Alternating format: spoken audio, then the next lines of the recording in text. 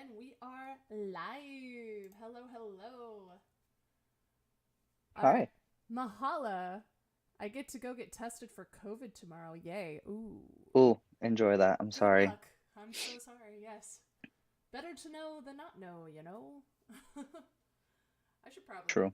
get tested myself. Not that I have any reason to, really. It's just to know. Hi, Yeah, Nina. I'm gonna have to get tested pretty soon as well. My birthday is actually on Sat next week. Happy early birthday. Thanks. Yeah, my birthday is next Saturday, the 21st. Ooh, fun. Um, and I'm taking a little trip, and so to be safe, we're gonna get tested after, just in case. Good, You know. smart. Yes. Mahala, happy birthday. Thanks. Yes. All right. So we have people here. We are here. I'm going to do my intro and we'll get started. Alrighty. So, hi, I'm Noelle, also known as Charge and Die. I'm a professional scare actor. I tell Scareactor Stories on TikTok, Instagram, and all the things. And I thought it'd be fun to talk to other scare actors so that they get a chance to tell their stories. So, welcome. Thanks for being here. I have a special guest tonight. Would you like to introduce yourself? Hey guys, my name is Matt. I've been a character for about 4 years. Uh, probably all the hunts you can think of in LA. Um, I guess something pretty fun about myself is normally not during hunt season, I work in the Wizarding World of Harry Potter. So I Oh, get to dress up as a wizard every day. Not recently not because right now. of everything, you know. Because of the mess. Yes, but it's a lot of fun when I'm not scaring. Cat. Oh, hello. Sorry, my cats were distracting me. They were making noise. Yes. So, what got you into scare acting, and how'd you get started? Um, so in high school, actually, my best friend at the time, her name is Belle, great person, great, good all around person. She was a scare actor at Not Scary Farm, and her boyfriend, well, her now boyfriend, um, was a scare actor at Knott's as well, and I didn't have anything to do at the time. I didn't really have a lot of friends either. So she said it's a good way to meet people. You get paid to scare the crap out of people. It's a lot of fun. I was like, you know what? Why not? Why not? So I auditioned for Not Scary Farm in 2017, and that was a lot of fun. It was unbelievable. So I guess that's kind of what got me into it is just being persuaded by a friend to audition for fun, and here I am 4 years later, absolutely consumed by it. Were you into like horror and everything before you got started, or was it just like Y- perchance? yes, I love horror. My mom tells me that one of the first movies I've ever seen in my life was The Exorcist. So I kind of grew up watching horror movies, being around all the spooky things. As a kid, it never really scared me. It never really gave me a reason to be afraid of it, really. Like, you know how like some kids are like, they're scared, they don't like it, the gore or whatever. I seemed to enjoy it from a very young age. Same thing with Jaws. I my mom tells me that she remembers me begging to see the shark movie. Can I see the shark movie? Can I see the shark movie? And like that's not something a little kid normally would say, a gory, bloody shark movie, but I loved it before. But I think being a scare actor has given me a new appreciation for it as an art form and as a physical workout and a form of therapy and a lot of a lot of stuff. Like it really has given me a new perspective on horror and how it made me enjoy it that much more. Oh, I agree. Scaring from that perspective, it gives you way more of an appreciation of like acting on the other side and being scared and all that stuff. Um, And yeah, yeah, sorry. so you were born to be a scare actor, is what I'm hearing. from from birth, you were like I horror. guess, I I'm guess. good. I like this. Desensitized immediately. So, when you were growing up, did you attend a lot of haunts then? before No. you worked them? No? Actually, that's the funny part. My first time ever going to a hunt, like a specific hunt, because like back in the day when the House of Horrors was at Universal, Hmm. like like it's not. I I mean, it's miss a that. yeah, it's Yeah. a haunted house, but I wouldn't consider it a full-on haunt. Um, but the first time I ever went to a haunt was, I think, in 2016, and it was at Horror Nights. My first one was at Horror Nights in 2016. And I went with friends um, from school, and that's actually kind of how that conversation brought up with my friend. She's like, "Oh, see if you liked going to this, imagine working one." And at the time, I lived in Whittier, which is closer to Knott's Berry Farm, so auditioned for Scary Farm And in 2017. and Yeah, obviously it went well because you were able to work it. yeah, it went really well. People like have been working both Scary Farm and HHN. People always ask me, like, which one's better, Horror Nights or Scary Farm, and like it's kind of an unfair question, to be honest. Because they're so different. It really They're depends on what so you're looking different. for. Yeah. What would you usually tell them though? Um, I say I don't know. I usually tell people to do both, because at the end of the day, they're going to form their own opinions of it, and that's perfectly fine. But like you said, they're so different, and both can be appreciated in very different ways.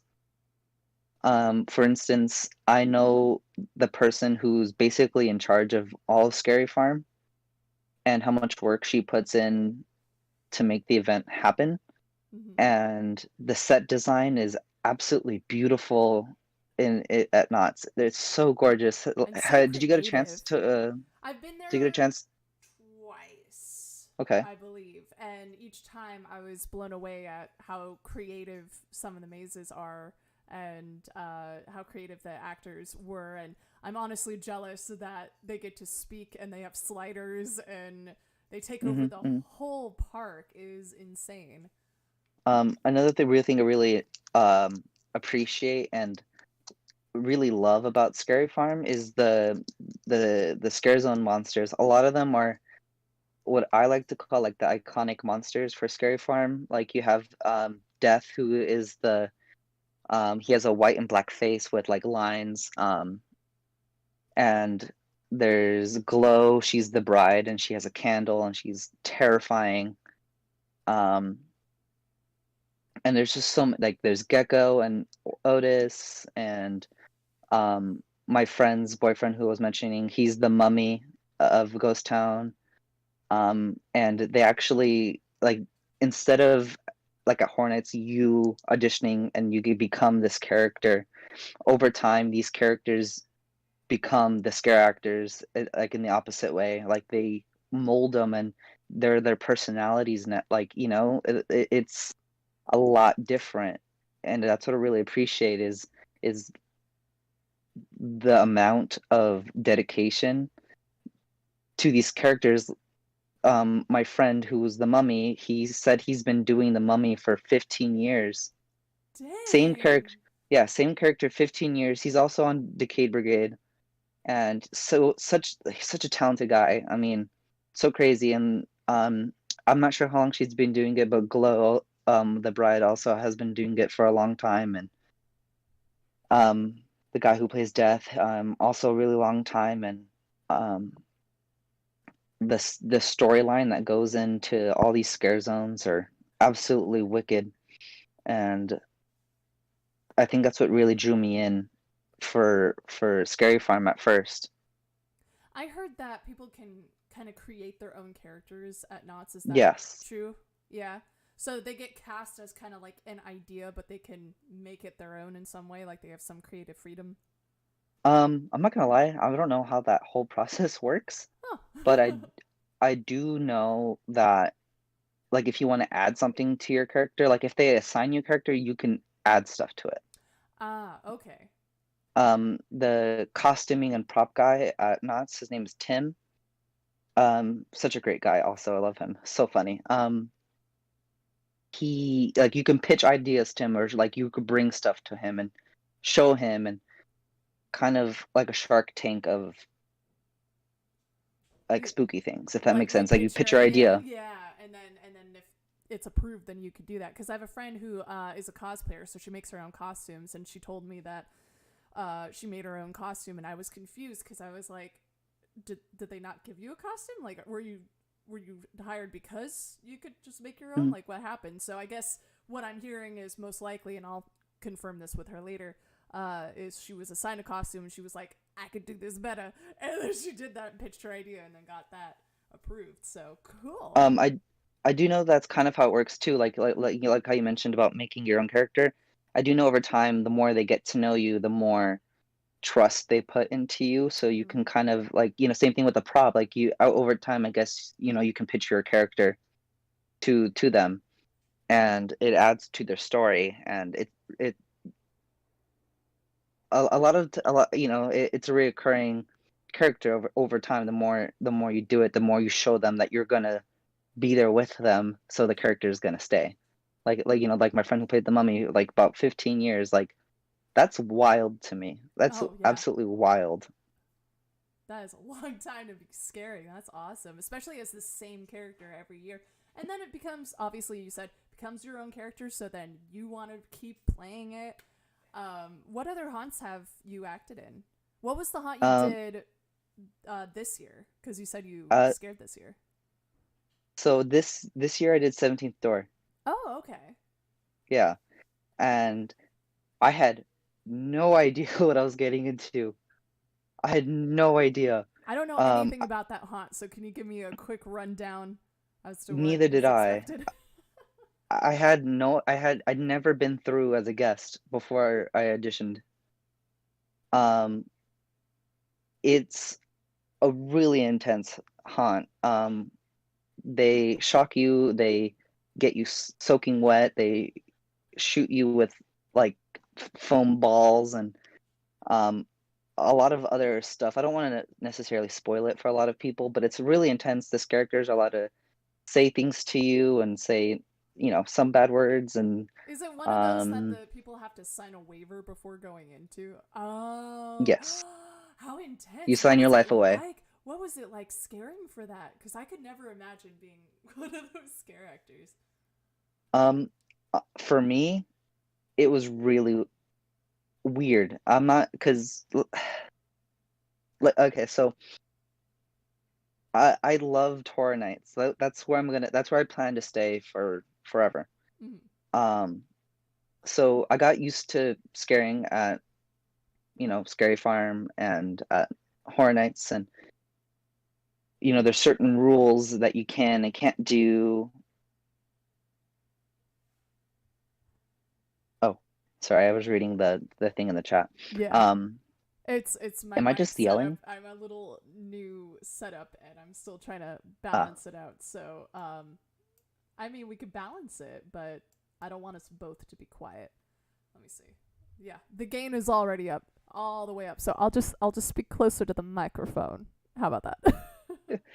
We're good. um, so so yeah, like I said, there's certain rules that you get used to being at certain haunts, and then I went to the 17th door, and basically all of those rules got thrown out the window.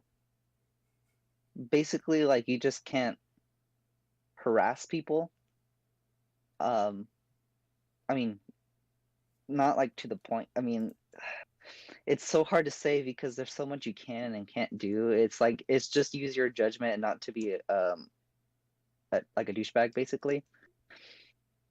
But I mean, like you can speak, you can talk about their appearance, you can, certain characters have like batons that shock you, and um, no one really like everyone's really intense. Like it's really intense, It just and I flipped I everything enjoyed it. you learned on its head, and you gotta go for it. Oh, Yeah, I what a mean, challenge! the audition was pretty similar um to Horror Nights and to Knots. It was pretty similar, but and then like I said, I had no idea until I got to until they made me walk through. at the end of one of my shifts at 17th Door. Oh wow! And what precautions, if any, were put in place for the mess? So there were so many precautions. Oh, So good. many. Glad to hear.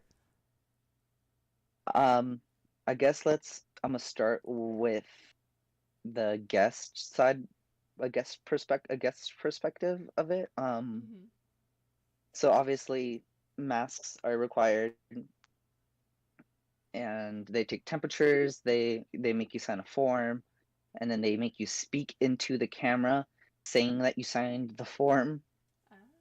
and they make you wear gloves. They sanitize your hands. They put gloves on you, and then they sanitize the gloves.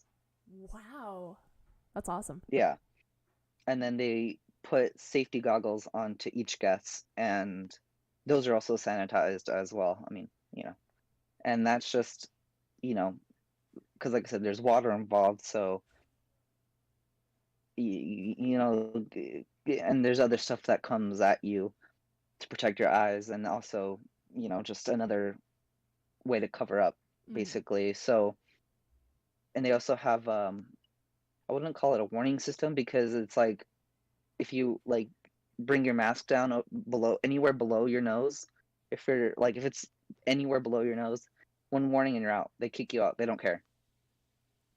That makes me happy. Yeah, no, they'll straight up rip you out of the room and kick you out. So I'm glad to hear that they are very strict about that, because this should be taken very seriously. And you're the first one Yeah, that I've interviewed who has scared during this time. So it's really interesting to hear the precautions that at least yeah, your haunt was taking. Obviously, every haunt's different, but from the yeah. scare actor's perspective, what were you supposed to do? So every character, as normal, has each call time. So everyone's coming in at staggered times, and that's just to avoid crowding. Our break room outside, um, our break room was outside, so open air. And I have pictures on my phone. I don't know if you want to see them later. I don't know if I Yeah, can post them, sure. Yeah, I mean but it's okay. that's up What to you. If you're allowed to show the pictures, then absolutely show the pictures. I mean, they showed. I think they showed I think they showed our break room in one of the like teaser commercials that they posted on Facebook. I think you can see them, but each character has like their own like little desk station thing. It's just like a folding chair and a tiny little table. Oh, And every character has their own, and that's yours for the weekend. And they had like an A cast and a B cast, if that makes sense. So okay. you would scare one weekend and have the weekend off, next weekend off, and then some people stay there. If like you're specific, like you're that character, I guess you scared every day throughout the run. But most people switched off days. Um, So rather than like, would you also switch sets, or like um, compare to Horror Nights? I guess. um, my character specifically, I don't know how to answer that because my character specifically, it was just the two of us, and we were each other's breakers. Um, so I don't know how it worked for other people, So but so you would have a I mean, partner yeah. the So like, same day as you, but then also there were like another correct, pair for another weekend. correct. Okay, gotcha. Just wanted to Um, clarify. yeah. Sorry, yeah, that makes more sense. um, and so yeah, so each people's station are 6 feet apart. Um, they provide each and require each of the um, actors and cast people, like the crew and everyone, to wear genuine N95 masks. So they give you like a little like a Tupperware box full of supplies, and in them you have the masks they provide you, sanitizer, a huge bag of like rubber gloves and glass. Like we're also required to wear goggles, and similarly sanitize hands, gloves, sanitize, and then sanitize the goggles after. every set. So when we come back from break, sanitize the goggles, throw away the gloves. They're one time done. The masks, uh, you can take it off at your station and wear like your own cloth masks.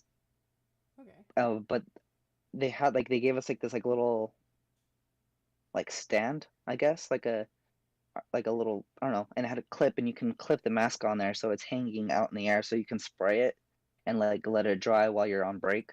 Oh, cool. Yeah, Okay. yeah. And it was a really good experience. I don't know. I wouldn't have done it if I didn't feel safe. That's awesome. That really does make me happy to know that they took so many precautions during this horrible time. And it sounds like you had a lot of fun scaring, even with Hmm. the mess going on. Yes, it was very interesting because I think the people coming, I mean, there's always going to be that one guy, that one girl, that one person who thinks that they're better than everyone else or something. But for the most part, the guests seemed to understand that there's a lot that 17th hour had to do to make it work. That's Because great. from they didn't tone down the experience at all. From what the returners have told me, they didn't turn down the experience at all. So it's just as intense, but more safe. Okay, good. Um, but like I said, there's certain things that you can and can't do during the mess that are okay, if that makes sense. Like if your scare is usually going up by someone's ear and coughing, maybe not during this time you do that. Exactly. Yeah. I mean, I think that would make me scared, but for a completely different reason. Yeah, no, it's the wrong kind of scare. Like, do not do that. I'm gonna turn to the chat real quick if that's all right with you. Yeah, Um, yeah, let's do it. yeah, okay. So Mahala, I'm the one that punched her friend and dropped to the ground. Welcome back. Dark Black Rain. It's a Matt. I don't know if you know this person. It sounds like they I kind of know you. do. Okay. Actor. I was like, by context, I feel like this person knows this person. Alta, hi. Dark Black Rain, baby shark toot toot. Talking about when you were younger and you Jaws. wanted to see Yeah. Jaws, yeah. Bubba, yo, don't forget to like, subscribe, ring the bell, and follow Noel on the socials. Thank you, Bubba. You're awesome. Mahala, what was his favorite scare that he did? We will get to those scare actor stories. I want to get through the comments first because I know I'm really behind. But that's a perfect segue into the next part of the interview, which is let's just tell stories for a Oh while. boy. Dark Black Rain, he gonna shock some people. And then Bubba talking about hopefully I fixed the sound level. I know I'm a little lower. It's just the mic that I'm using, I think. Vincent, hey, doing homework when watching this. Welcome. Glad you can multitask and be here. Dark Black Rain, shock me, Dad. I hate you, Adrian. Oh my god. I love it. Sasu Insanity, I made it. Welcome back. Vincent, I just want to say that these are so fun. Glad you think so. I definitely have fun. I hope you're having fun, Matt. Dark Black Rain, that wasn't even scary. I hate those people. I hate those people so much. It's like, I feel half the time, yes, they are scared, and that's just their reaction to try and seem brave, and we could totally see right through you. And the other ones genuinely weren't scared. They're just being jerks about it. Nina, Yeah. have you ever been attacked in your job? Ooh, okay, so we got those two questions. Are you ready to tell some stories, favorite Yeah. scares, reactions? Maybe answer the question, have you been attacked in your job or hit or whatever? Um, yes, many times as a character. I think it tends to happen at least like 2 times or 3 times a season for me. I mean, of like there's like these little things every night that you're doing it that happen, but I think there's a couple that just stand out above the rest each season. Mm, for sure. Was Um, was was there more or less of that at 17th Door, you feel? Because I'm sure the uh, precautions play a factor in it, but I mean, I don't know. For me personally, in my character where I was, I only had one like minor thing. I just feel like people didn't want to be touched because, The the times. nasty. Yeah, the Yeah, nasty. I like that. Um, um, and I don't want to touch people because I don't know where your nasty has been either. mhm, So like, that's fair. I, I I can scare people from a few feet apart. So That's good. um, but I guess starting from the beginning at Knott's, my first year, I was a character in the Pumpkin Eater maze. Its opening year, which was amazing, such a great maze. I Oh, love I it. love that maze. I've been through it. Yeah. Um, well, I didn't start in that maze. I got cast into Red Barn and I got switched into Pumpkin Eater. Um, and while I was in Pumpkin Eater, if you remember, if you're walking through when in the beginning of the maze, you walk into the house and it's all messed up, and then you go into the shell of the pumpkin. Mhm. And I was in that first room, and originally there was this, I don't know, I can't show you in camera. It was pretty big, a huge foam pumpkin on a rope that was just swinging in the middle of the room like a pendulum. And I went to go scare this lady, and she tripped and fell on the floor. So I was trying to make sure she got up and kept walking, and she was okay. She was fine. But I guess while I was turning around, some guy thought it would be funny to swing that pumpkin right into the back of my head. Um, so that really hurt because it's like, I mean, it's foam, but it's dense It's foam. dense. Like Yeah. it's huge. And so after that, they removed it, and it's never been back into that Oh, maze. Um, what a dick. I thought that was hilarious because it was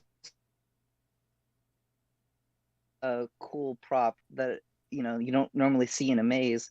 Mhm. And while I was using it to scare the people, I held it up and pretend like I was holding it instead of it was hanging from the ceiling, but I was pretending like I was holding and swinging in front of people to distract them, and it was such a fun prop. I pretend to take a bite out of it. I was Pumpkin Eater. People tend to ruin things. I hate that. I hate when people ruin Yeah, good yeah. things. It's like how we're not allowed to speak at Halloween Horror Nights now because too many people complained about what was being said. It's like no one was saying anything that bad. Come on.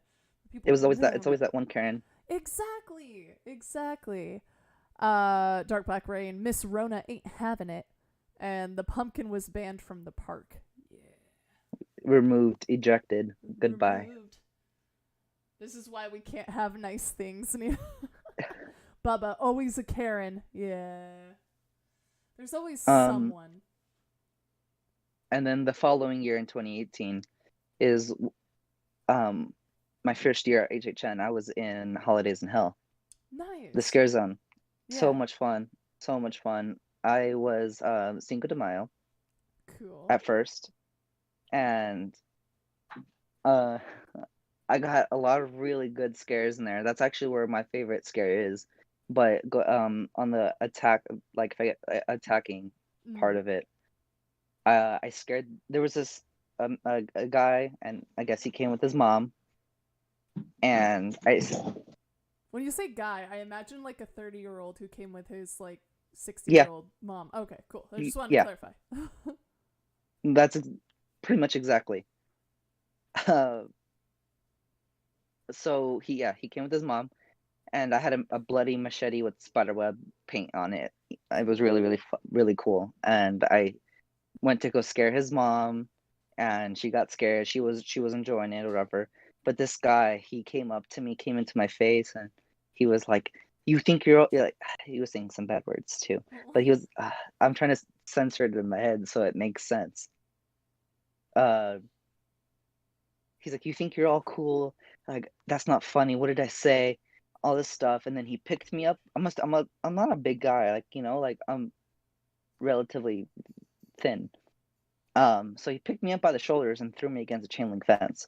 Oh God. Was he kicked out? Please tell me he was kicked out for that. Hold on. Oh, I'm getting ahead of the um, story. Continue. yeah, no, we'll get there. We'll get there. We're almost there. We're almost there. Okay. And like, I'm in the middle of the scare zone. The music's going. There's people walking by. It's a busy night. I'm just like, I'm okay. It didn't. I mean, I don't remember it hurting. Like I was probably like through the roof with adrenaline, but yeah, I was just stood there in shock. I was like, what the heck? So I booked it. I booked it through the entire scare zone. I ran through all of the holidays. So you just see this guy with long wig and a sombrero just running through 4th of July, through Thanksgiving, through Halloween, all the way until Christmas, all the way at the end to a security guard. So it was really out of place and really odd. I didn't know what to do. And so I told him what happened, and I was like pointing at them as they walked past me. He pulled them to the side. They got my supervisors. They got the security and the sheriff department, like the actual cops. Yeah. Because that's And they asked, assault. That is yeah, assault at that point. Yeah. yeah. Um, and so they asked me if I wanted to press charges, and I said no. Ah, man. And now knowing what I know now, that was the right choice. Okay. Um, but like just knowing that that happened to me and it could have been a lot worse for someone else. They did get kicked out. They also got a 3-year ban from the park. Oh, wow. Okay. Yeah. I'm not sure how they do that or how that works. I'm sure they take their picture or something. But Yeah, they have their picture on file as far as I know, because I had someone supposedly banned for life from the park. wow. That's fun. But I don't know how it's like enforced. So Yeah. yeah, that's just all the sheriff told me was like he's banned for life now. We have his picture and all this stuff. I'm like, okay, I don't believe you, but okay. Can't even Um kick him out.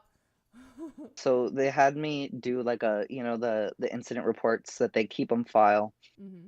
Um my supervisor, bless his heart, dude, so many small things kept happening to me where I had to fill out an incident report for every little thing.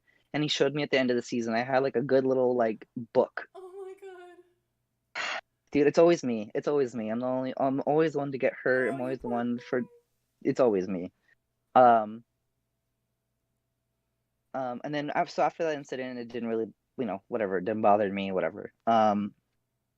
And then what else? Oh, some lady groped me thinking Ugh. I was a girl. Oh. Wouldn't be all right either way. Like, don't touch us. Well, yeah, yeah, exactly. But But still. because my character had a long wig, so I think she just assumed that the long wig must be a girl. Mm. And like I've also never had that happen to me before, and I just kind of was like, what? So same thing. I got my supervisor whenever there. I don't know what they did after because it didn't.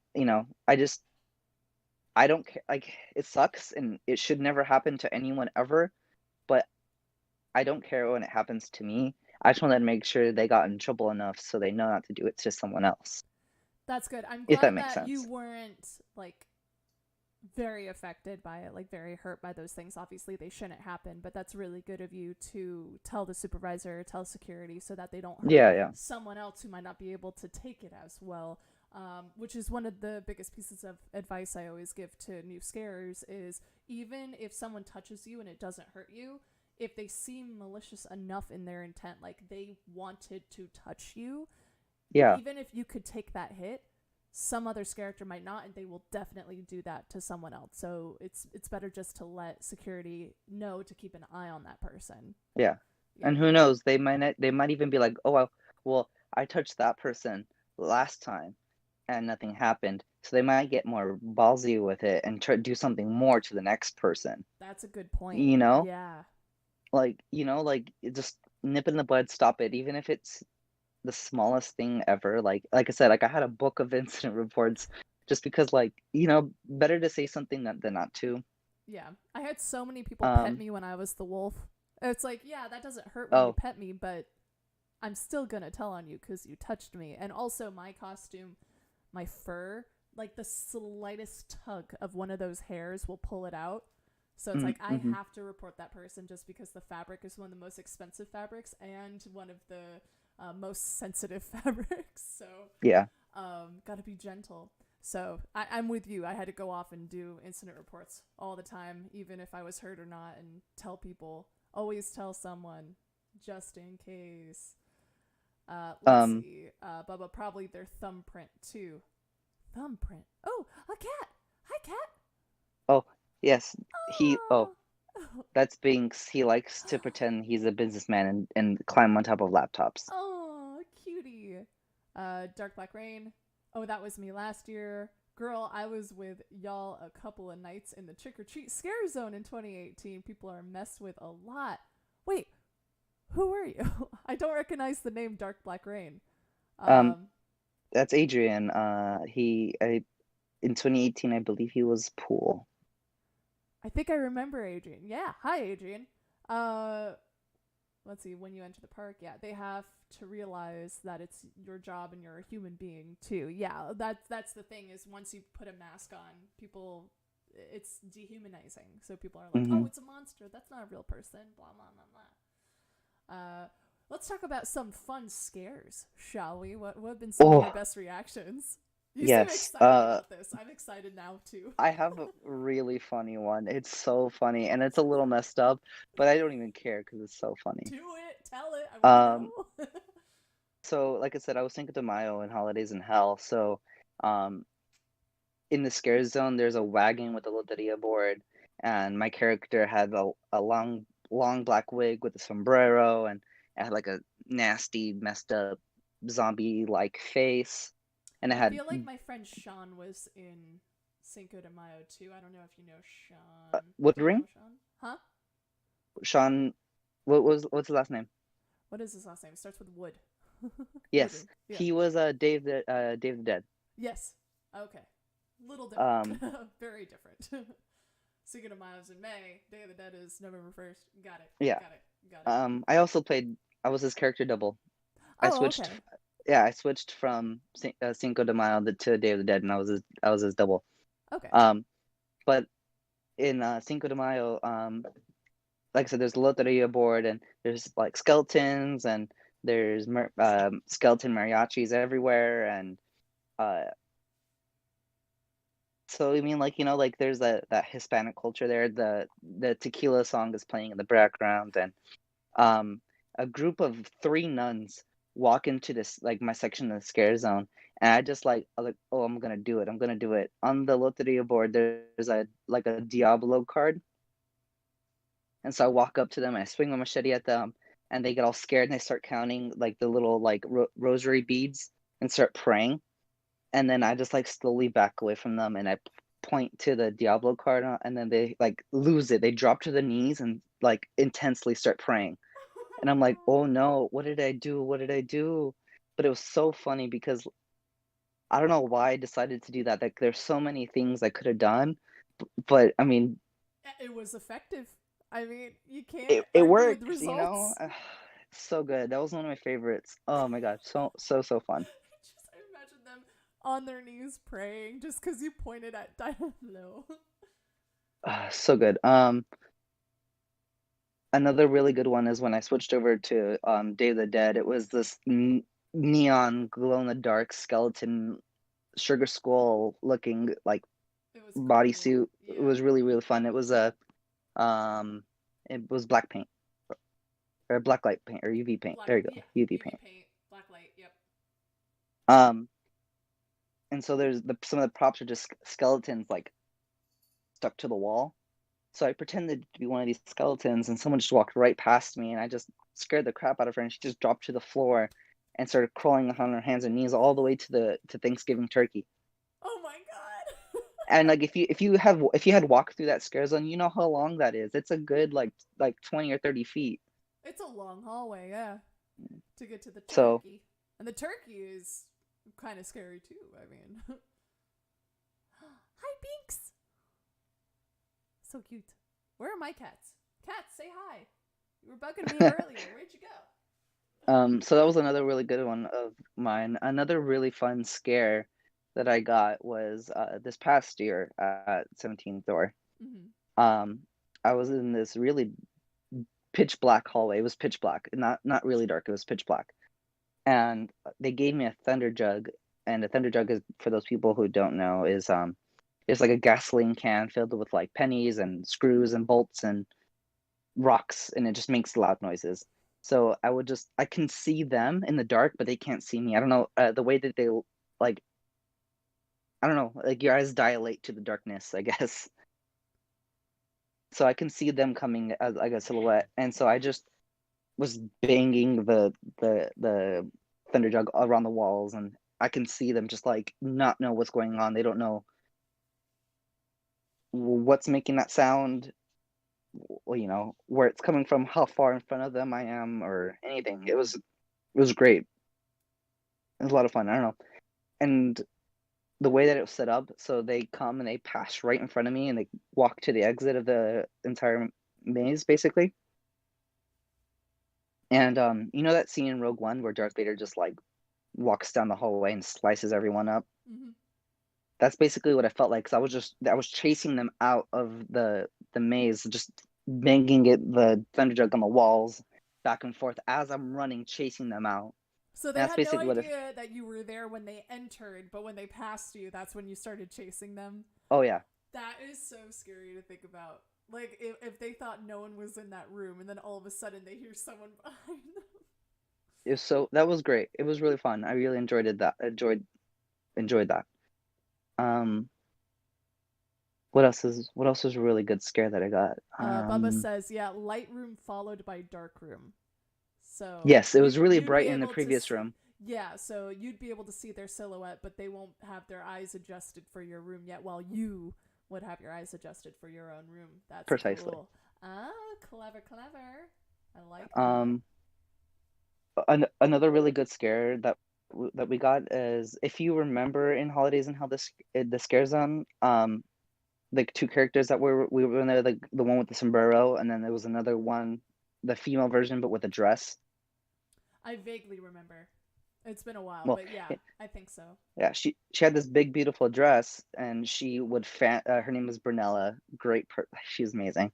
She would hold it open, like, so it draped in a semicircle basically in front of, and I would hide behind her skirt, so people would walk up behind her. She would drop it, and I would rush right in front of her and Oh scare. my god.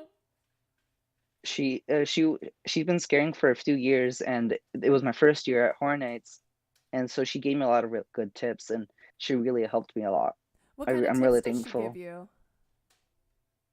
She said, don't be, because when I was in Knott's, I was locked to a single room. Mm-hmm.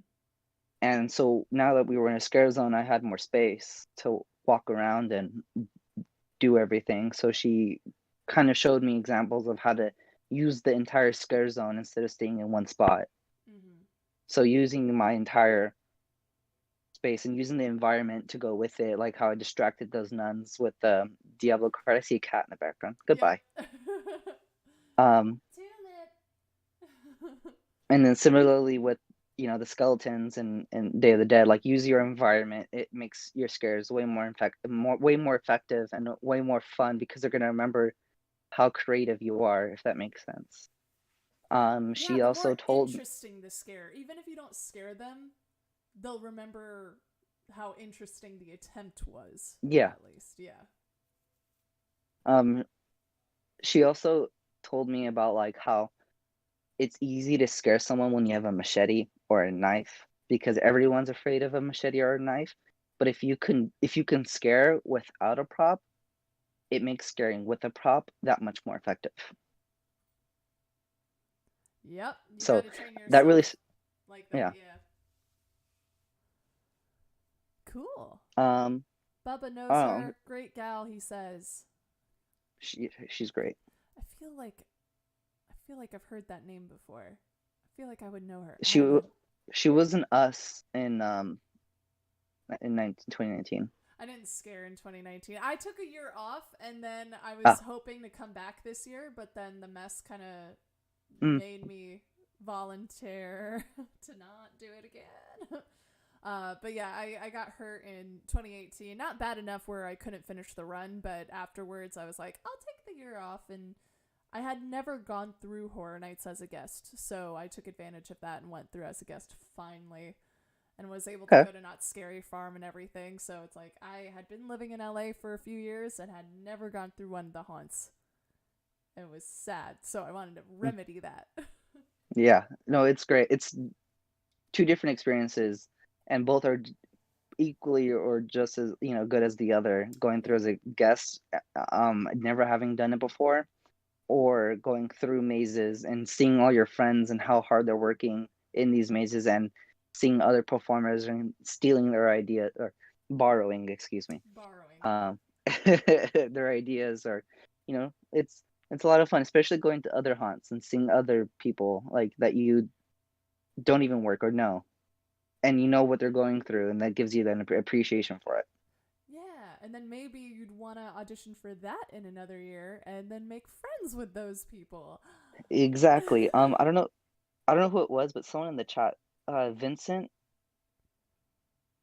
yeah, Said, Vincent, that you're I'm going Halloween Horror Nights in 2024. Do you have advice? Something that someone told me in the audition is if you feel weird and awkward in the audition, you're probably doing it right. yes. Go Because big and commit to it. As long as you commit to the exactly, idea. it's not normal that you're running like, in the audition specifically. It's not normal that you're running around in basketball shorts or whatever it is that you're wearing to move around. In a bright lit room and in some hotel, screaming at traffic cones.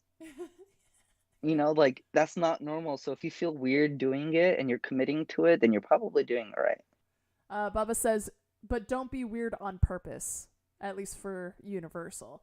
Which is, yeah, it's like you got to find that right balance of Hmm. get creative and commit to an idea, go big.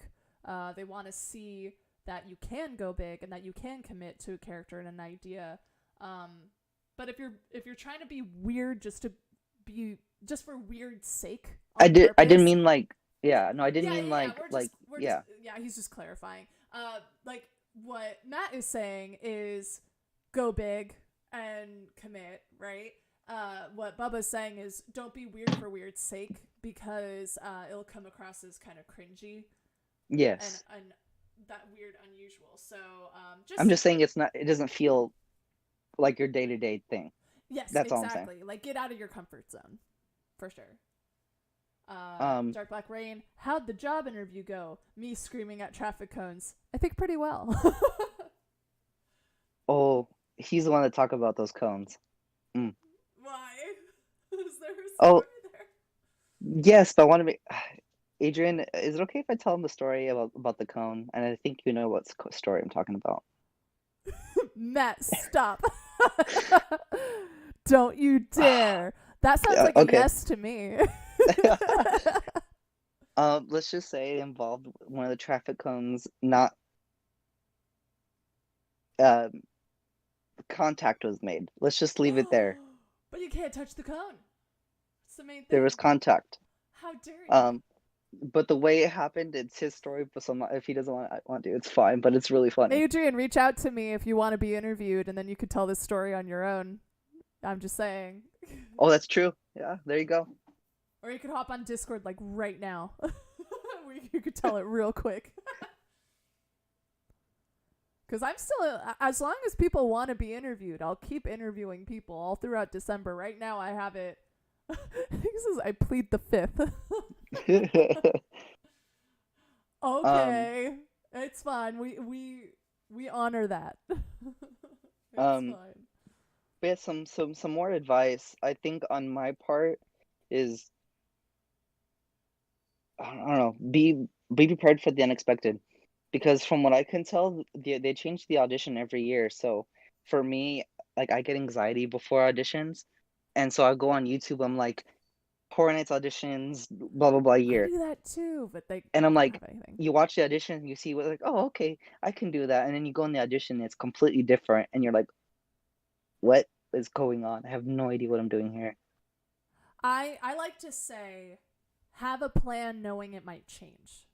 I say Yes, yes, I say that not just for auditions, but just life in general. Have a plan knowing it will change. So you could go in with the mindset of like, I'm gonna be moving.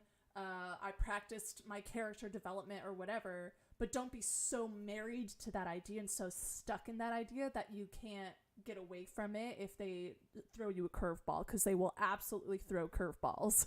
Mm-hmm. So just like prepare, and then the day of the audition or even the day before the audition, just relax, go with the flow, and Exactly, roll with the yes. punches because you are Um, prepared at that point. It'll be fun. some advice, Mm-hmm. some advice for and if and you when you get the job, if that makes sense. Something I picked up from Knott's, it's not really as common that I noticed at Horror Nights, but at Knott's, every character has like a box on wheels. It's your haunt box. And oh my god, cat, please do not step on my keyboard. That's all we need. If Matt gets disconnected, blame Binks. Yeah. Um, so yeah, it's it's a box on wheels with a handle, and it's your hot box. And people at Knott's, people throw stickers and they customize it, spray paint it. But basically, what it is it's a big box, and you put all your stuff in it. And it's really convenient because there's also, well, at Horror Nights specifically, there's nowhere to sit while you're waiting for the shuttle if you're in the metro set. So if you have your box, you have all your stuff in a box ready to go, and you also have a seat wherever you are. Nice. I It's very like smart. that. Yeah. And so during the season, what I would do is I just loaded up with all my essentials, water, vitamin C, snacks, an extra pair of clothes, socks, whatever Mm-hmm. it is that you need, Advil for, when your ankles are hurting, and Tiger Bomb. Tiger. Oh, Tiger that's the Bomb. good. That's good stuff. That's good stuff, man. Copyrighted the Um, Matt Box. yes, no, you can steal my idea, but I get royalties. Thank you. Yes. Like I said, it's everyone looked at me weird at Hornets for having that box. I don't know why, but it was very convenient. I don't care what anyone else thought, because like I said, I had a seat wherever I went. I can When I got my costume from Scarebase, I would just throw it in my box and not even worry about it. And I think that's it's better clever. than If it yeah, better works, it than carrying works. it. Yeah, you don't have to carry a big old backpack on you. You don't have to carry a duffel bag. It's on wheels. You just roll it around, plop it down, boom, you got a seat. Very convenient. Clever. Yeah, I usually just took my little suitcase, my little rolling Yeah, suitcase. Yeah. Some people similar have idea. ginormous suitcases. I'm like, what do you Hmm. have in there? The Uh, vacation. Vacation. It is a vacation. Especially like for people who have to drive so far, maybe they're crashing at someone's place after, and yeah. Yeah. So I guess Um. I can't judge because I But yeah, bring big I load suitcases it up. sometimes. Yeah, I just load it up and leave it in the trunk of my car throughout the run, and I'll take it out if I need to refill anything. Excuse me. I need to if I'll take it off if I need to refill anything, but I just leave it in my car the entire run, and I just it's always there when I need it, and I don't have to worry about it. Um, Nice. yeah. Now I want to ask you if you're allowed to talk about it. Okay, cats. All of them all at once. Cool. Jesus, girl. Bye. She's like running around my feet and then sprints off. Okay. Can't even show her off. She's just like, okay, bye. Anyway, if you're allowed to talk about it, how are the auditions similar and different between all the haunts that you've done? You've done Halloween Horror Nights, you've done Not Scary Farm, you've done 17th Door, I um, also did Dark Harbor for and a night, Dark Harbor for a night. one single night. How does that work? Um, so a lot of the Knots people from Scary Farm also go and perform at Dark Harbor for a few nights. Like they'll have the sliders come and do like special performances every once in a while. Cool. Yeah, it's really really fun, and some of the Decayed Brigade people also do it. And like I said, I'm pretty good friends with a couple of the sliders and some of the monsters. Oh Yeah, yeah, Haunt yeah. Night HHN peeps do it too. I've never heard of that. That's cool. Um, but so I got into talks with them, and they gave it's got connections, and I went and I scared last year in 2019. I scared on Halloween night.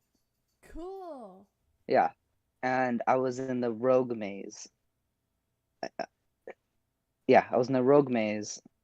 But at the Knots audition, they basically give you a couple scenarios, the classic like your body's filling up with the razor blades, or different scenarios that they want to like specific things they wanted to see you act out. That's how it's similar. Knots was to 17th Door, and kind of similarly at though at least the year that I auditioned for Horror Nights, in the audition they said like to stalk your prey, Mm. the prey being the cones, and then when the beat drops, attack it, kind of thing. And then they had you do the individual scares, if that makes sense. Mm. After that, so I don't know. To me that they're all similar, but they all have their own like little twists. I'm trying to think. I'm trying to think That's okay. I specific know. details, because Yeah. it's so hard to say, like, but Also, ultimately, it doesn't matter because it might be different every year. They'll come up with different that's what stuff. that's Yeah. yeah, that's what I'm saying. Like, it's because I know that at Horror Nights, or at least a few years ago, that they used to like just tell the scare actors just die, and when they wanted to see how you react to it and see how you die, Mm. like how you come up with a death scenario, or they tell you, be a specific type of clown or something. I don't know. At 17th Door, what they had me do is they had me play a person with split personality disorder. In addition, so they told me to be someone with split personality disorder, and I was selling drugs to myself. Yeah, it was really odd. I was not expecting that at all. They also told me they wanted to hear my best like evil laugh, which is really weird because like I'm not used to words or making anything other than animalistic grunts and snarls and whatnot. And so like that whole thing was new to me because they want to hear how vocal you are, because part of the thing at 17 Doors, they get inside of your head by what they say and how they say it. And so that kind of adds to the scary part, is the mental part about it is, I don't know, it's different. Oh God, you're making me want to work there now. Like, let's mess with your mind.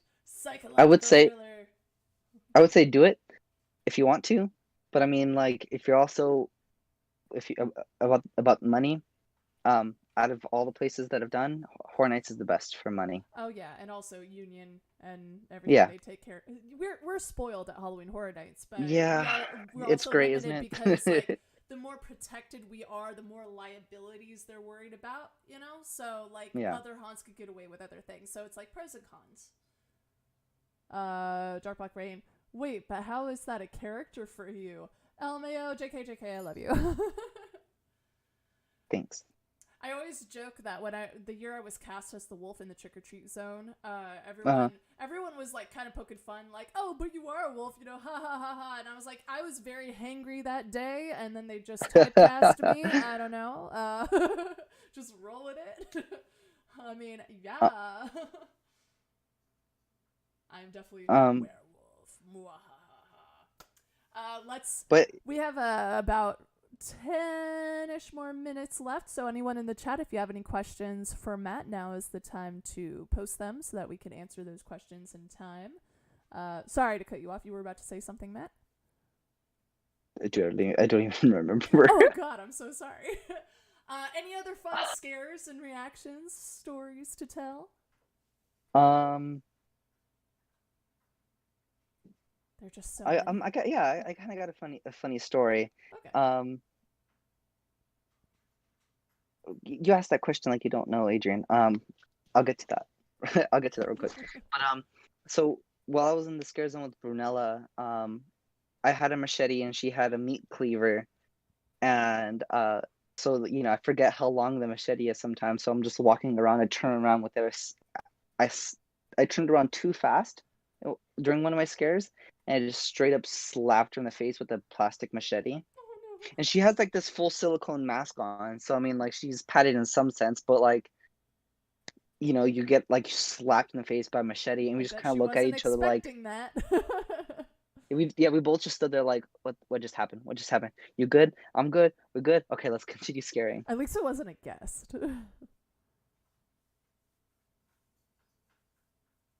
People want to know. Sasu Insanity. Have you ever been asked at an audition to portray something that went against your own morals? Ooh, interesting. For example, Um, what if you had a past experience with someone with BPD that left you uneasy for any reason? Ah. um, that's kind of why I mentioned the split personality disorder thing in the 17th door edition. Like I said, they're very intense there. On the building outside of the outside of the hunt, it has like a giant banner that says trigger warnings and it lists all the things that may potentially trigger someone for a specific type of trigger. And for me, like mental health is, like I don't know. I don't normally like how I don't even know how to explain it. Like I don't like to joke about it or act. If you're acting, it's one thing, but in a certain way, if that makes sense. Like Like there's it's a a way to morals do it thing. respectfully, you know? And is that what you're trying to say? Like Yes, if you're portraying a certain um disability or mental health issue or something like that, there are ways to act it out in a respectful way where you do your research, you talk to people and see what's okay, exactly. You what's a do it stereotype correctly. versus like something that might actually happen. But in scare acting, you don't you don't have a chance to pay it your dues respectfully in a way. And that's why, like, I haven't really come in contact with anything like that. Um, I hadn't even seen the movie Split. If that is that what it's called, Split? That one, I forgot. The It was a movie movie about it. Split, Yeah, I think it's called Split. I yeah. haven't seen it myself, so forgive me if I'm wrong. Yeah. Like I hadn't even seen it, so I don't even know what it looked like. Or yeah, Yeah. yeah. So, It's pretty Sasu crazy. It's Insanity. pretty crazy. Damn, sounds like the 13th floor, to be honest.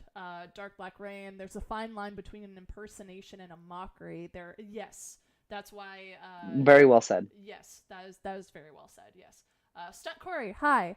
Sasu Insanity, just Googled it. I've heard of this place. It's extreme in both interesting and crazy ways. Yeah. Um, so yeah, kind of the story with 17, especially right now, kind of with going back to the whole morals thing. At 17, well, I mean it's over now, but Mhm. this past year, they they kind of changed the storyline a little bit. So you go into this prison and they blame you for having the meth. Mm. They Oh, blame you. so they worked it into the whole theme of Yeah. it. Oh, that's fun, actually. So they blame you for or accusing you of having it. And so to make sure things are okay, they do all these borderline insane, crazy tests on you to prove that you either have it or don't have it. And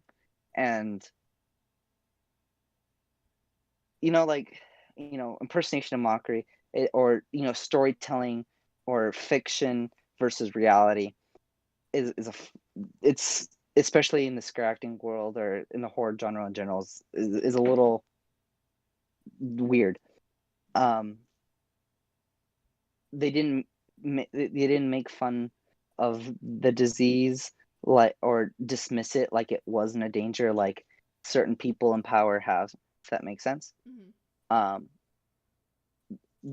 they definitely took things seriously and but worked it into the storyline where it fit, because if you pretended it wasn't there but you're still having all these precautions like the gloves and goggles and sanitizing and whatnot, like you're it's kind of like it's not a big deal, but they worked it into the story and kind of reinforced it in a scary way, if that makes sense. I don't know.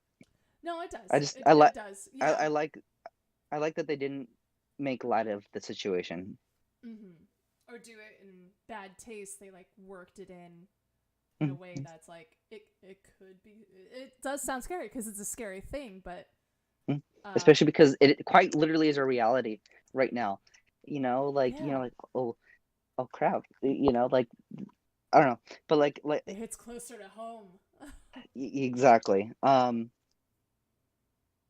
don't know. Another really good story is when um not me scare acting, but I went to go visit a friend we went to go see friends at Scary Farm.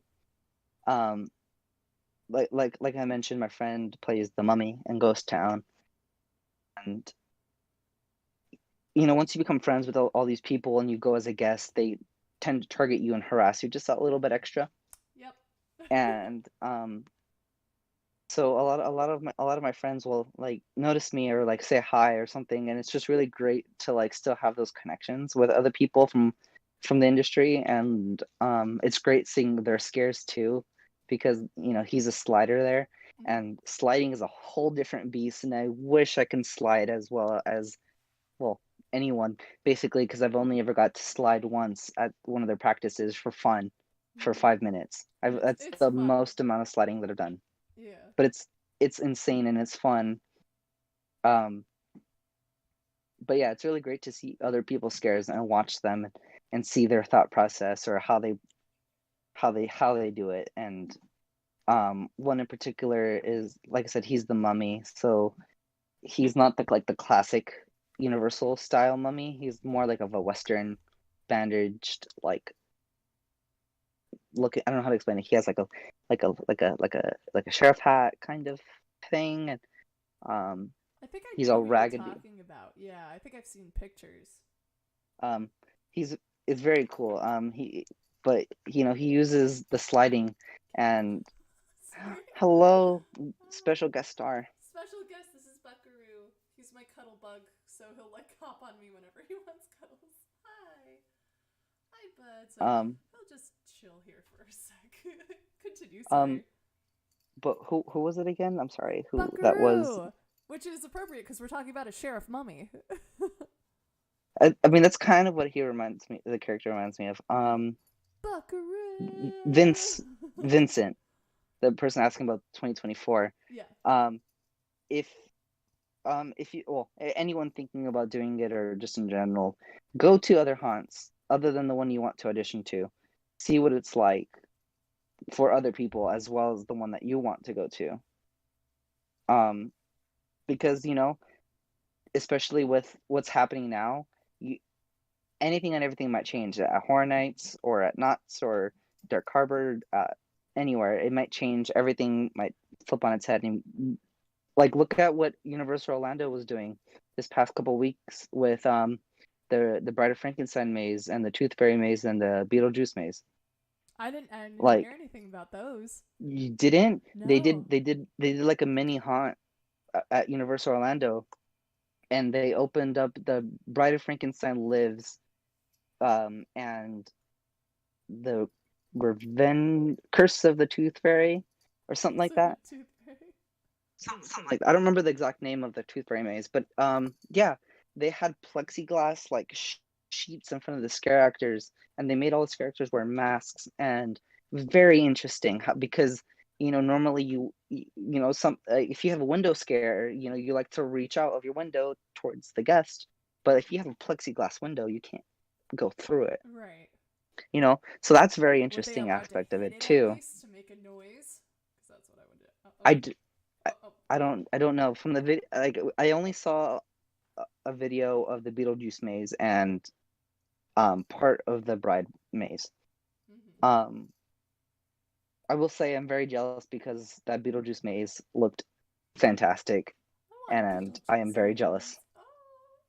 maze. Oh. Um, but I mean, like, everything might change. Everything might change. You don't know. We don't know. No one knows, and that's kind of how 2020 is. Yay. No one knows Everything anything is about different nothing. now. So be prepared. Like how you said, like, be prepared. Have a Have a plan knowing plan. it will change. Yep. Exactly. But definitely. Buckaroo. No. He likes to go for zippers. No, we Buckaroo. didn't. We didn't have anything at Hollywood because I'm Tim furloughed and I Tracker would got know. some good vids. Tim Tracker is based in He's a Florida. Florida. Yeah, Yeah, he's in Florida. yeah. So I he think he he's would the be video I doing it with me. watched. Uh, Oh God. Okay, Buckaroo, get And I'm down. also really jealous of Orlando because normally they have or not normally, I guess last year that they had the scare zone in the Wizarding World of Harry Potter, or like the Yeah, with mini the scare Death zone. Eaters. Oh, I want to do So that. jealous. Yeah.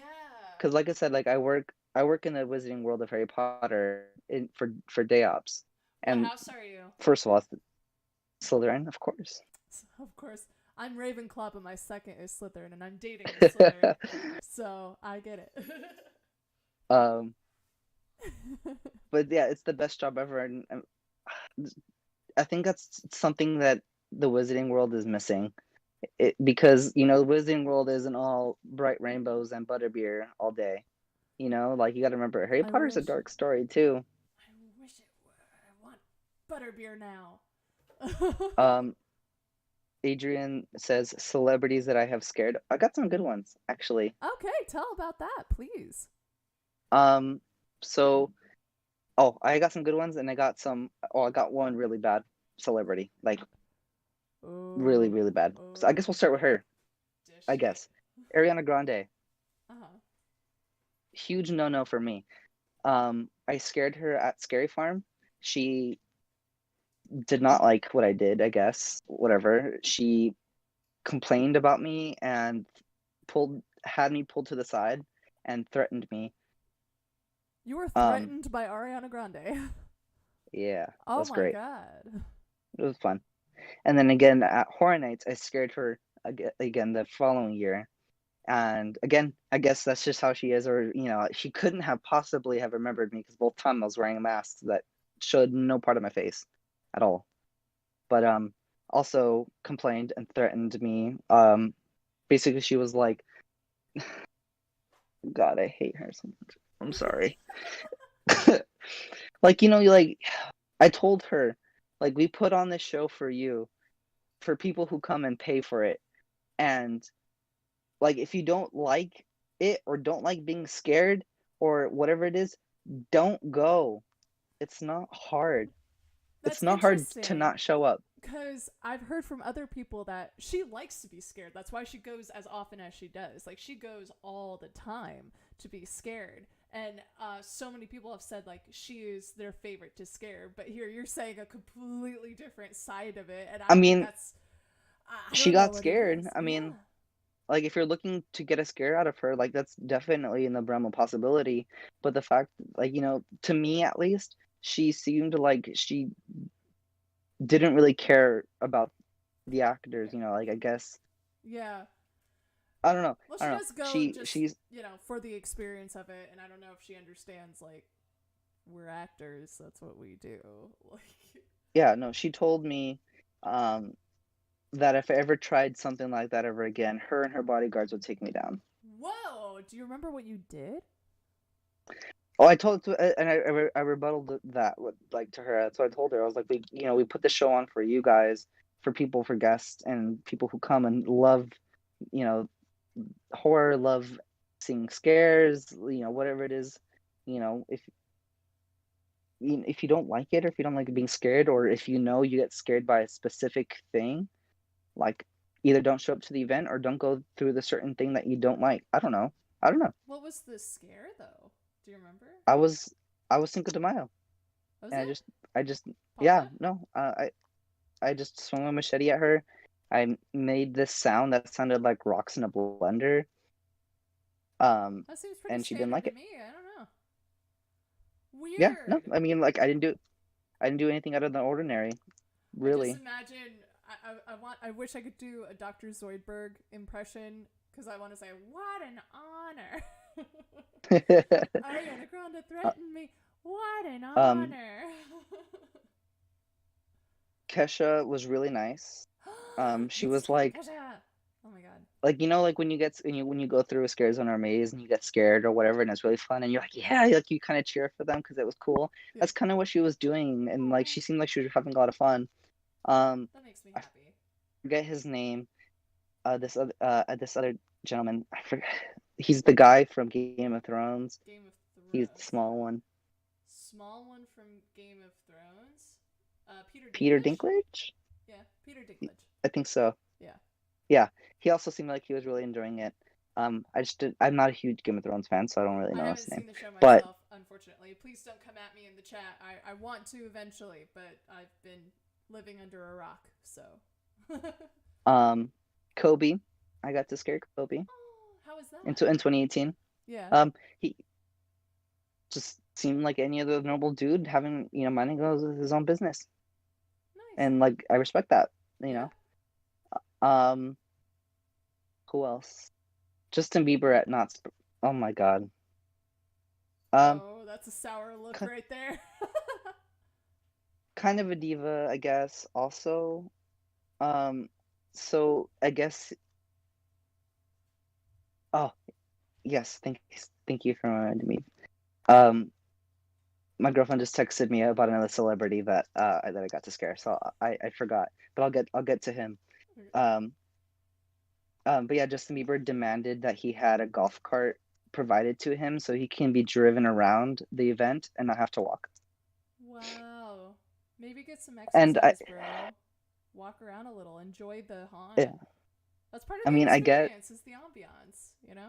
I get that he's a celebrity, and I guess sometimes whatever, if the higher ups want to do something special for celebrities, that's whatever.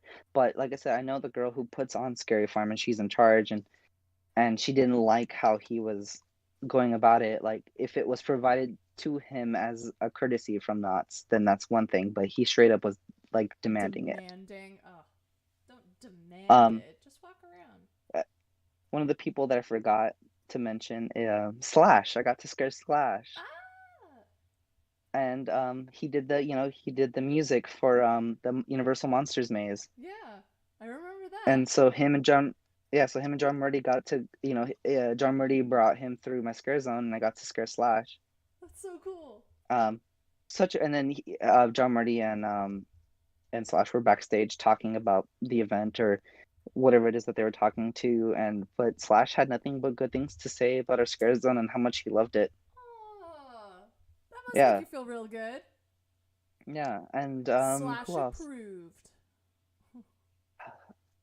Like people think about celebrities, and it's like, oh, so cool, like celebrities, yay! But like I said, I mentioned I work in the theme park normally, and I just started to treat celebrities as just any other people. Because they are. They're just people Yeah, wanting to because have they fun. are. Yeah. Yeah. I mean, there's a specific few people. If I ever saw them, I probably would like die. But Get you a know, little starstruck. Yeah, but overall, they're um, just people. I served frozen yogurt to Seth Meyers once, and I didn't know it was Seth Meyers until after he left, and I checked. Like the whole time I was staring at him, going, "I feel like I know you. Where have I seen you before? Like what is going yeah, on?" But nah, I couldn't know him. And then he left without his receipt, and I checked the receipt, and it said Myers, Seth on it. I was like, "Oh, that's how I know him. He's Seth that's funny. Meyers." Interesting, but he looked so normal. I didn't know. It's interesting. Yeah, celebrities are people too, you guys. Um, let me see. What am I missing? Sasu Insanity. Gotta love divas. Wonder if she complained about anyone else. What was the first time you scared her? Also, Cinco de Mayo. Yes. The first time I scared her was 2017, in the beginning of Scary Farm. So maybe around. Oh my God, there's another cat. Who's that? That's Ricotta. Ricotta. Hi. Um, yeah. So maybe it was around the beginning of the run in 2017, and then the second time was at Horror Nights when I played the Cinco de Mayo character. Mm-hmm. Um, In I think it was holidays, towards yeah. the end of the run, if I remember. That makes sense. Um, yeah, Dark Black Rain. Celebrities are secretly Karens. Most of them some of are. them, Some of some them of are. them. Sasu Insanity, my stepmom saw Brad Pitt buying a sandwich. How dare he eat sandwiches? He's too good for that. I'm just kidding. Sassy Insanity. I live where a bunch of celebs just go to some local restaurants. Would I lose it if I got to meet my idol? Yeah, possibly. But I would try my damnedest to hold it together and make sure they're treated normally. That's good. There you go. Yeah, That's it. that's all they ask is Eh, like, please just treat me normally. Some of them are like, treat me with special treatment, whatever. But most celebrities are like, I just want to go somewhere where people don't swarm me. I just want a normal day out. I didn't get to meet her, but when Lupita Nyong'o came to Horror Nights and played as her character in the Us maze, I like I heard it was like I heard she had a lot of fun, and she didn't know how hard it was, and she was very grateful of the people who were playing her, and I think that's really cool. Yeah, my That friend Monica actually played her in the Us maze and got to yes, be I with know her. Yeah, Monica. yeah. So she talked about that a little bit when I interviewed her a few weeks ago. I don't even know. Time runs all the same. Maybe it was last week. I don't know. But yeah, she talked about that a little bit. That was really cool to hear. Me, what you want? Internally, holy smokes on a volcano. Yeah, exactly. You gotta play it cool. Gotta play it cool. Oh my gosh. Um, but yeah, I mean, I also on completely random side note, I guess. Go I for it. also I'm constantly working on training on my stilt walking. So Nice. hopefully one day I can get into stilts at Horror Nights because I know that's a very competitive thing to get into at Horror Nights. But it looks so fun. Oh, I It's would it's love so that for fun. you. It's How Huxley. much does How much does oh music and sounds factor into a scare, maze, or scare zone? oh heavily, Heavily. I agree. but also at the same time not at all. If that um We, because to be a it good de- scare it actor, you have depends to be on able to do it without all that stuff, but it does help. yes. Sorry, continue. I didn't mean to cut you off. No, like that's probably the quickest way to say it because I think I tend to go on tangents a lot, but um like you could have music or sound effects, those are completely separate things. Like in the um I'm sorry. She was playing with the cable. Um like in the Universal Monsters maze with the music that Slash did, Mm-hmm. like that the the music was really intense and really cool. Exactly. And then right here, as Adrian says, like us characters thrive for our trigger scares. Um, like if you just pop out of a dark window and you can't see nothing, it's not going to be as effective, but it might work. But with the trigger scare, you have lights and sound effects, and that adds to it. You know, having a scare is like a soup. You can have the broth and it'd be tasty, but without the carrots and the peas and the chicken or the seasoning, it's not going to be as good. Right. It all works together. It all comes together. They can work Yes. independently, but when you put it all together, it makes a great scare. Like the music, the sounds creates the ambiance that starts to get people a little riled up, and then we pop out with our trigger sound and light and Hmm. everything, and it just blows their minds. So it all works together. It's very important. Adrian's texted me scares are soup. Scares are soup. Haunts are soup. Scares are part of the Um, soup. but same thing with like lighting. Lighting is also a really big effect that and like the set design. You can have no scare actors in the room at all and still have a really effective, part, and maybe not, you know, conventionally scary, but you can definitely feel really uncomfortable with the lighting and the sound, or the lack of lighting and the lack of sound. Yeah, I actually interviewed my boyfriend a little while ago, and he works with lighting for haunts and stuff like that through a third party vendor. And he talked about how much work goes into lighting a maze and a scare zone and everything like that, and how it's different, Hmm. what you have to think about. Because I didn't think about certain things of like there's a balance of lighting where people should see, but not so much where it'll ruin a scare, and they have to think of like where the actors are going to be, where the props are, Hmm. like what's the focus. They are required to have certain lights so that people see where they're going, but they also have to hide it, make it dark enough for people to pop out. Like it's a lot. It's a lot that goes into haunts. So definitely Hmm. look up what crew does for haunts too, because it's important to know the other side of it. If you're interested in being an actor, I highly recommend knowing the other side of things so that you know the context of a scare and how much goes into it, so that you have more respect for all those around you. Because I've met quite a few actors who are so disrespectful to their props and have broken so many Yeah. props, and they're just like, whatever, they're gonna fix it. I'm like, do you know how much work goes into this? Do you know how much money and time and Yep. patience goes into this? Come on. Um, at Scary Farm, they have a position called bats. So something happens, like, oh, go find your bat. Go find your, who, or they just say their name, whatever.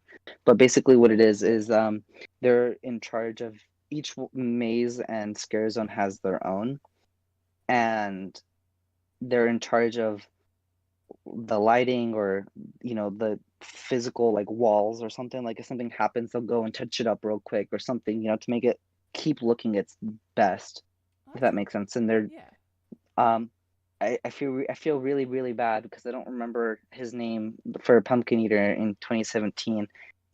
Jeremy or James, or I don't remember. I feel really bad, but he was such a great guy, and he was always on it. So so great. Like I mentioned with that pumpkin, it wasn't his choice, but let me tell you, when it was time to remove it, it was gone in a flash, because like he was able to do his job really well.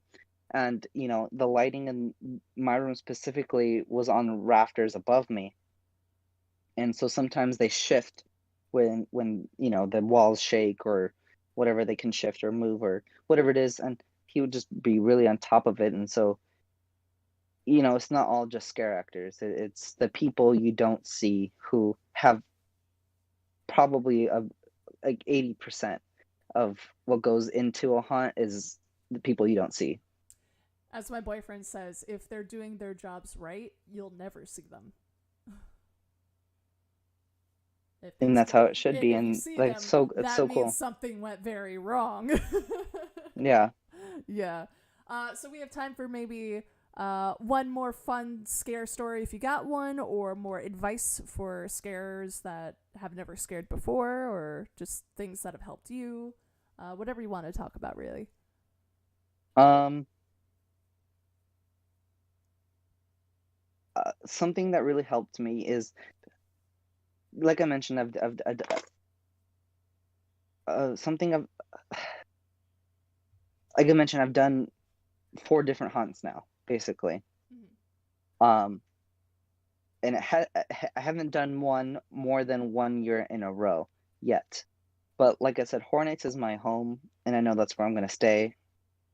But having a good support system outside of haunt is really important too, because during this time period, this is your life now. In the best way possible. It takes up your social life, it takes up your weekends. You might still work another job on the side during the week, or you might go to school, or you know, it it's a very difficult time for the people outside of your haunt life. So to have someone who supports you no matter what is really really important. I mean, whether that be your mom, dad, boyfriend, girlfriend, partner, brother, sister, dog, cat, having someone there to support you is really important, because it can also take a lot of you out of you mentally and definitely physically. Um, I'm extremely grateful for my girlfriend. She's always supported me no matter what. She's insane. She's crazy, and how much she loves me, and it's so great. I'm super grateful. Um, Is she a scare actor too? no, But she understands what you do and she's supportive. That's so nice. yes, no, she actually has more scare actor friends than I do, probably, which is funny. But that is great advice that we Um, haven't talked about yet. Is a support system outside of scaring, because we talk about how many great friends are going to do scaring and this and that of scaring, but we've never really talked about the toll scaring takes on a person mentally Mhm. and physically. So that's great advice to have Yeah. someone who you can trust to be there for you when you need a little, Hmm. emotional support, or like just someone who understands what you're going through. And yeah, I think that's great. Thank you. At the at the time that I at the time that I did Horror Nights, I lived with my parents. I almost never saw my parents. Almost never. I would, leave to go to Horror Nights around, noon or whatever, because I lived far, so I also had to factor in the drive and Mm. traffic and whatnot, and my clock time and parking and walking and whatever. But that's besides the point. So I would leave at like 12, 1 o'clock, and I wouldn't get home till 3, 4, sometimes 5 a.m., depending if we go eat after or something, and so I go to sleep, and by that time I get home and I'm awake, my family is asleep and I don't get to talk to anyone. And I go to sleep and I'm sleeping the entire time because I'm exhausted, and I wake up and go right back to Universal. So I never got to talk to my parents really during that time. It's like I didn't even exist to them or disappeared. And it's very difficult. I mean, because like if you're not on the same schedule as someone, or someone who understands, it can be really difficult. And sometimes like it feels lonely because you can talk to your scare actor friends about certain things, and it's great to talk to people who are interested in the same things as you, but not all the time that's going to work for what's going on outside of haunt, and that's just as important as going to haunt. I mean, if you think about um it, go like scaring is your job. So yeah, the general rule is leave your personal life at the door when you're working and stuff like that. It's like a separate bubble.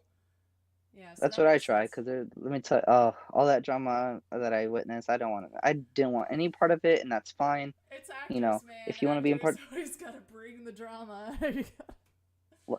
like if you want to be in drama, that's on you, but don't bring me into it. But like I don't want to start drama, or I don't want to start anything with anyone else. Good. That's why it's important to have someone outside of it all, you know. Um what else was I gonna mention? Um I think that's pretty much it. I mean, I saw Adrian mentioned future haunt goals. Like I said, I really want to do stilts at Horror Nights. I think that's a great Um goal because that's so yeah, difficult to do, but it's fun and something to work toward. I think that's great. um It tucks in. By the way, I'm a musician with not a ton of acting experience, but it is important to know the other side. Yeah, it's always good to know all the cogs that work together to make this thing happen. Yeah. if you're interested in acting in any sense at all, starting with scare acting is actually, I think, a pretty good way to get into it. Um, I don't know. It's I a think lot of that's improv. just, Yeah. yeah.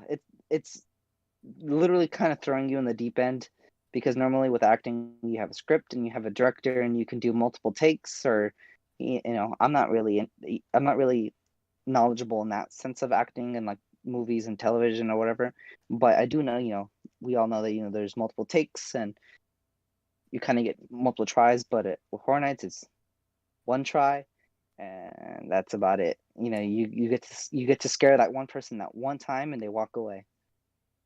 So it can be different each time or the same, but it's kind of, like you said, it's really improv heavy. Yeah, it's Um, very but that's a good theatrical. way to learn it. Yeah. It's a good way to learn. It's a good way to learn it, because even if you mess up, it's not that big of a deal. It's Yeah, not they're it's not not a gonna big deal if you remember it. mess You up, just move on to the next scare. Yeah. you know. Puts But I you out of mean, your comfort zone. For sure. the, it definitely helps, uh knowing that it's okay to mess up, and sometimes encouraged to mess up, because that's how you improve, That's you know. fantastic advice. Yeah, don't worry about messing up. Don't be so scared that you like crumble on yourself. Like go big. Because I mean, I don't think I'm a great scare, fantastic. I mean, I know I'm pretty good at scare acting. I mean, obviously I had to do something right, you know, for me not to get fired or some whatever. But I mean, I'm no way, or at least I don't think of myself as exceptional or crazy good or whatever fancy words you want to call it. But I mean, I'm also not afraid to mess up. I'm not afraid to acknowledge that I mess up, but also don't let the mess ups and don't let any of that discourage you from improving either. That's great advice. Thank you. Yeah. All right. Well, I think we're just about out of time. I want to be respectful of your Okay. time because I said we'd be here for an hour. It's a little over an hour, but I I don't mind. okay, I good. don't I mind. was like, oh man, I said an hour. We're definitely over time, but there's no one after you, so that's why I was like, yeah, we'll just chat, whatever. Do you have any projects you're working on or social media plugs you'd like to promote about yourself? Um. I have your Instagram handle in the description, so follow him on Instagram at Oh, least. cool, cool. Um. I don't necessarily have any projects that I'm working on. I mean, I definitely would like to start projects, if that makes sense. Sure. Stop it, Adrian. Don't. Um. But yeah, I mean, I would like to start projects, and I'm I just started my first ever cosplay, if that makes sense, and I'm Oh, really nervous cool. about it. What kind of I'm gonna cosplay? I'm doing Danny Phantom, Oh. I cosplayed Kitty from Danny Phantom, and I'm and gonna like do Sam. That's awesome. um I don't know. I don't know. That's basically. I mean, I want to learn a lot of like, I want to learn a lot of things. You know, I went to I went to college as a dance major. Um, so I definitely want to get back into dancing in some capacity, or um, I don't know. But yeah, I'm not actively doing anything right now just because of you know, The you know. the mess and everything. Um, Are you gonna be posting about some of your dance stuff and cosplay to your Instagram? I mean, definitely about my cosplay, but maybe not my dance stuff right now because I think I'm rusty. I don't know. I don't know. I haven't danced in quite a while, and it's been too long, which is why I want to get back into it. But I think right now I want to. I think I'm doing it more for the dance stuff, more for me, or I'm going to do the dance. I don't know. You get what I mean. So Um, follow Matt on Instagram. I have his handle in the description of this video. If you want to see his Danny Phantom cosplay, I'm sure it's fantastic. And whatever projects that it's he's going to be working on, I'm sure he'll post it's coming stuff in along. there. So, yeah. Um,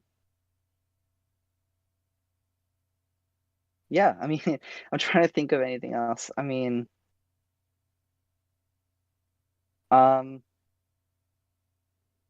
I would post acting stuff on there too, but it's hard to post the stuff about that. Yeah, it I is. have Like, some stuff. I don't have a lot. Oh, who was asking about the Cinco de Mayo character? Sasu Insanity. I actually have a couple pictures of me in my Cinco de Mayo costume on my Instagram. Um, so you can see what I look like there. If you scroll down to like October of Yeah, when 2018. haunt season was, yeah. Oh, actually, I think just reposted a montage of my scaring. Actually, Dark Black Rain, Adrian, he made it for me. Um, yeah, like a little montage of some of my scares. Um, so thanks for that, Adrian. Um, That's cool. I want to check that out. and then yeah, he did a really good job. I remember, like it's super cool. Thanks, Adrian. Um, I'm that friend. Yeah, you are. um, I'm going to be starting Twitch streaming at some point in the future. I'm just getting everything set. I just moved into this apartment, so I'm still trying to accumulate things and set things up and mentally prepare myself for it because I do love video games and I do love talking to people, as you can tell, because I kind of talk too much. Um, but I do want to get into Twitch and start doing that stuff. Awesome. Well, if you do you know what your handle will be, or when you come up with it, you can send it to me and I I'll add it to this video. Oh yeah, that sounds good. I have it. I just don't. I have my account made. I just don't remember what it is right now. Sure. Yeah, yeah. You could send that to me and I'll add it to the description of this video. So if you want to follow him on Twitch, I'll be adding that name in the description too. Um, but I mean, other than that, like I said, like once you become a scare actor and you're really involved with horror and the haunt theme and the haunt industry and stuff like that, that becomes your life, and you think about it year round. So it's hard to say Yeah. because, like, like all I'm thinking about is like haunt stuff, and like, like as you can see, I have bats on my wall, and then I have like horror themed pops up there, and oh, Oh, I closed my cool. phone. Whoops. Come back. Um, and like I have lock, shock, and barrel Oh, up I love there. that. Like horror becomes your life, It and it really consumes does, you. though. I want to go to a convention one of these days, but obviously the mess took that from us too. So, Um, yeah, I mean, have you been to any before it all happened?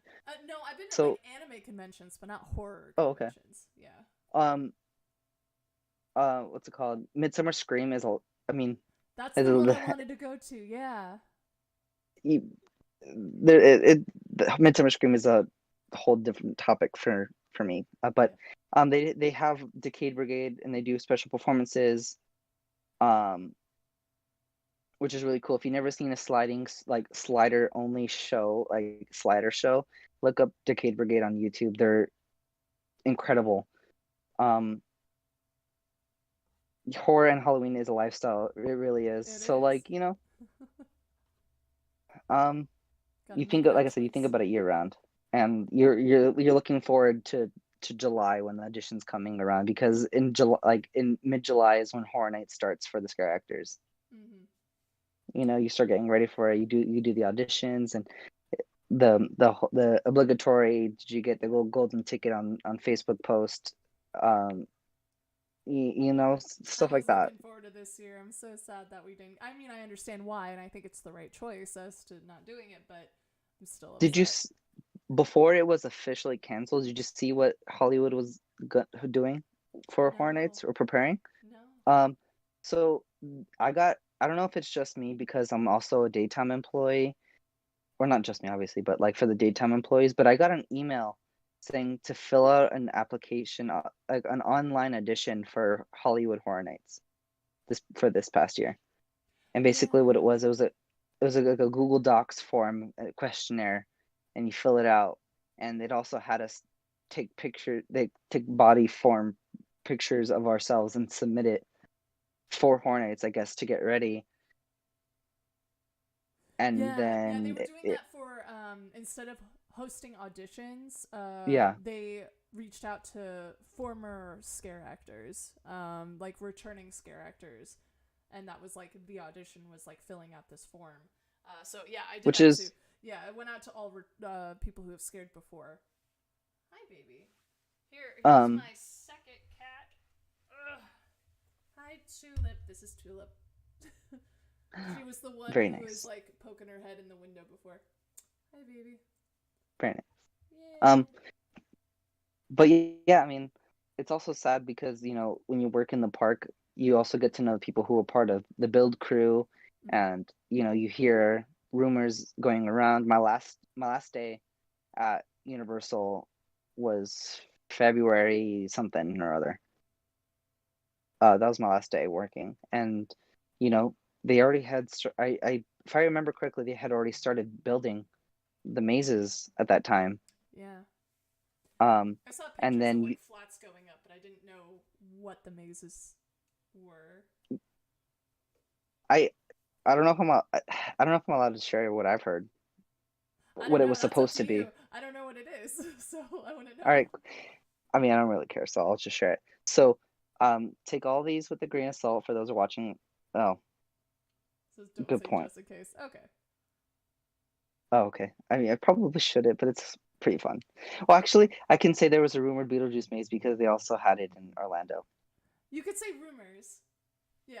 You could say there was a rumor, but you can't confirm anything. Yeah. That would Um, have been no, fun though. Ah, but yeah, Tulip. they were supposed to have the mirrored Beetlejuice from Orlando, and we were also supposed, was supposed to be at the both coast kind of thing. Oh. And there were a couple other ones that were supposed to be really really cool, supposedly. Um, so I mean, I don't know how they're gonna do it budget wise because I know the theme park is taking a heavy hit right now. Hmm. Um, they had spent so much money on Secret Life of Pets, the ride. And then They had as spent so like much. as soon as it was ready to open, The everything park, shut the down. park, the last day the park was open was the day that Secret Life of Pets was supposed to open. Same day. That's what I heard. It's so funny. It's so sad. Um, It's so sad, but it's so funny. and they also spent a lot of money on. Um, do you mind? She's like, "Oh my god, I'm on camera." They also spent a lot of money on Jurassic World because they did the ride.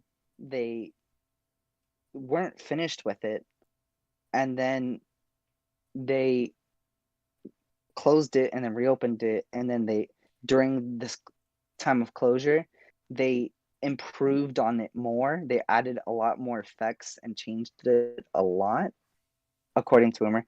Um, but they spent a lot of money on that, and on the top of paying all the employees for a certain period of time after the park closed on furlough and a lot of stuff like that. They spent a lot of money, and so I don't know how they're going to budget it, because I know that's a big limiting factor on how quote unquote cool or what we get as scare actors, or what you see as guests with licensing fees and props and makeup and whatever. It's a huge factor is the budget. I feel like if they really wanted to save money, especially on licensing fees, which is a huge part of that budget, do more original mazes like Pandora's Box. Pandora's Box was amazing. I feel like if they did Yes, and more creative mazes like that and balanced it with just like a few licensed ones, because Universal's that's what thing is movies, but I feel like if they wanted to save some money, that's what they're opted missing to out of. more creative. Yeah. But yeah, it's a huge thing because if I remember correctly, Universal doesn't explicitly own Beetlejuice. If I I feel don't know, I like don't know if that's I don't know. I wouldn't know, but I don't feel like they do. Not exclusively. Well, maybe because we have the character in the park, so it's like at least they have the rights to the character already. So I don't know. um. But yeah, that's something that I love about Knots is that they're all original concepts and all original ideas, and they're so fun. Like Pumpkin Eater, like pumpkins, Halloween, like it's cool. And then one of my favorite scare zones that they did was the Forsaken Lake scare zone. Do you know about that? Yeah, I love it. That's the one with the fog, but the laser over the fog, and it makes it look kind of No, no, no. swampy. Or That's the oh god, I can't remember the name of the maze now. It was a maze, but the scare zone, the Forsaken Lake scare zone, is a mm-hmm. really cool concept. It's basically it was like this Victorian depth. Thank you, Adrian. That's the name of the Oh, maze with that's the depth. lasers. Okay, okay. Um, but the scare zone is this Victorian era cemetery, and all these people are buried in the cemetery, and um, throughout the year, the high tide covers the cemetery and it makes them all soggy and gross. But around the fall time, the lake recedes, expose like the lake goes back and exposing all these graves and all these bodies, and they come out of the bodies and they bring someone new into the cemetery and they do a funeral procession, and it's really cool. If you look it up on YouTube how they do the funeral procession, I think my they friend have like Cheyenne was part of that, and I'll talk to her about that when I interview so her. Yeah. so cool. And I love that there's a story, like how they the tide goes goes out, and I love lore rather so than good. just a scary character. It's like if there's a story behind it, it makes it so much cooler. Exactly. Yeah. Oh, are we out of time? Because I have some good uh, some cool story about lore Oh, about go knots, for if it. that's Yeah, okay. why not? Okay, cool. Okay, cool. I just didn't know if you gotta go, you gotta go. Nah, I don't gotta go. Gotta Um go. um but yeah, with the lore, like how I mentioned, with the biggest part of Scary Farm lore is Ghost Town. And they actually had a maze about it in 2019 called Origins. It wasn't a great maze, but that's besides the point. Um, Basically, what it is that like back in, I forgot what time period it is, but they, and it even ties in with their show that they had, the hanging. They um there was this girl, her name is Sarah Marshall, and she was sentenced to death by hanging, and because they accused her of being a witch. It turns out she was, so she put a curse on the town, and so all the townspeople come back as these monsters, and nasty, gross things. So that's why, like, there's the ghost town, like, mummy, and there's the bride who is looking for her husband, and there's the mayor. The mayor is a frog. It's so cool. Yeah, there's the mayor and the mayor's wife, and they're character partners. It's really cool. And the mayor's a frog, and she's also a frog, and they scare together. It's so cool. Oh, I love that. And then there's the mummy, and there's the ghost town kids as well. So there's Billy, there's the orphan, there's a few other that I don't remember their names right now. But there's like the ghost town kids, and basically they died as kids, and their souls come back, and it's really, really, really fun. Um, you can find almost all of these scare actors and their characters' Instagram pages by just looking at like GTS, whatever their character is name, like GTS Otis, and then GTS Gecko, and Orphan, Billy. Their brother, I believe, if I remember correctly, their characters are brothers and sisters, and it's really interesting. Like, if you go in, like, if you know, and they don't actively tell this to all their guests, which is the interesting part because it's so good. Yeah. And that's why they started doing it with the Origins maze. It just didn't work out as well as I think they hoped, because the way that they do the casting, I guess, just didn't work out in the favor of the supervisor for that Mm. maze. Because I guess that, from what I observed, they, when they're casting people in the auditions for Knots, they pull all the good people first, and then whoever's left over is just kind of left over. So I guess that's kind of how it worked out for that maze. But it's a really interesting concept of how expansive it is. Like, there's a blacksmith. This character is a giant. Like, I forgot how tall that he is. The actor, he's actually a pretty tall guy, but he also wears like platform boots, so it makes him even taller. And he's has a giant bull head with horns, and he carries around a branding iron. That's It's so, terrifying. I love yeah. that. And there's this other lady who is a scare actor. She actually used to play Sarah Marshall as the witch for many, many, many, many years, and I believe she retired this past year in 2019. And she was like 70 or 80 years old. Yeah, she played this character for so long, and, like, it's so great to see how well they incorporate their characters, because, like, they do come up with these characters. People do come up with most of these characters, and they work them into the lore. What? I don't understand what you meant. Charmai. Hmm? Sarah Marshall? I don't know, I don't know, but but I love how creative that is, and I love it's it's lore for these it's pretty things. expansive. It's pretty expansive, I'm and, like, trying to remember that maze because I think I went through all the mazes in 2019, but I don't. I vaguely remember a maze that involved a witch, so I'm thinking maybe that was it, but I um, don't remember much else. Is that the character's name, the 70-year-old woman? I honestly don't even remember what her name was. I've met her a few times, but I don't remember her name. I only met her a few times. Just thought of a question. Favorite scare zone area, music, or soundtrack? Oh, do you want to say yours? Oh, I don't know if I have a favorite. I liked who sang it? Sweet Dreams are made of, yeah, Sweet Dreams, but who sang it? Slash's version of Sweet Dreams. Okay. Uh, because that was for Ceremony in 2018, and that's what I remember most. Oh, Other than okay. that, I don't know. It's just I remember heavy metal music. That's all I remember. Um, my favorite, and it's a he just released it recently. DJ Figure, Oh, it's who did the Marilyn music Manson. for Thank you for correcting me. So sorry. Yes, continue. Sorry. um DJ Figure, who did the music for the Holidays in Hell Maze. Um, all the original music he did for the Holidays in Hell Maze is really good, and he just released the Halloween section of the maze. He released just that part of that music on SoundCloud, Oh. and it's like every time we walk through the maze, we always just like constantly sing it, and we every once in a while we'll just bring it up and sing it because like it's so good.